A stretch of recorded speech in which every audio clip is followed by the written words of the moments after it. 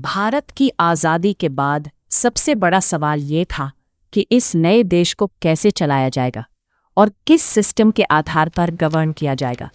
India एक ऐसा देश था जहां अलग लैंग्वेजेस, अलग रिलीजन्स और अलग कल्चर्स मौजूद थे।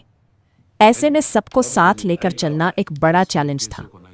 इसी चैलेंज को सॉल्व करने के लिए एक कॉन्स्टिट्यूएंट असेंबली बनाई गई, जिसमें अलग अलग रीजन से चुने हुए रिप्रेजेंटेटिव्स शामिल थे। इस असेंबली का काम सिर्फ लॉज बनाना नहीं था, बल्कि इंडिया का पूरा फ्यूचर डिज़ाइन करना था। असेंबली के अंदर कई इंपॉर्टेंट इश्यूज पर डीप डिस्कशंस हुए, जैसे इक्वालिटी, राइट्स, जस्टिस और फ्रीडम। डॉक्टर भीमराव अंबेडकर को ड्राफ्टिंग कमेटी का चेयरमैन बनाया गया, जिन्होंने कॉन्स्टिट्यूशन बनाने में सबसे बड़ा रोल प्ले किया। उन्होंने ऐसा स्ट्रक्चर तैयार किया जिसमें हर सिटीजन को इक्वल राइट्स और अपॉर्चुनिटीज़ मिल सके।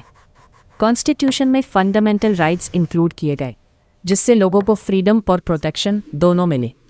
इंडिया को एक सेक्युलर कंट्री बनाया गया ताकि हर रिलीजन को इक्वल रिस्पेक्ट मिले और किसी के साथ डिस्क्रिमिनेशन ना हो। एक फेडरल सिस्टम अडॉप्ट किया गया, जिसमें सेंट्रल और स्टेट गवर्नमेंट्स के बीच पावर्स डिवाइड की गई। लैंग्वेज इशू पर भी काफ़ी डिबेट हुई, लेकिन एंड में हिंदी और इंग्लिश दोनों को एक्सेप्ट किया गया। कॉन्स्टिट्यूशन बनाने में लगभग 3 साल लगे और इसमें कई बार चेंजेस और डिस्कशंस हुए।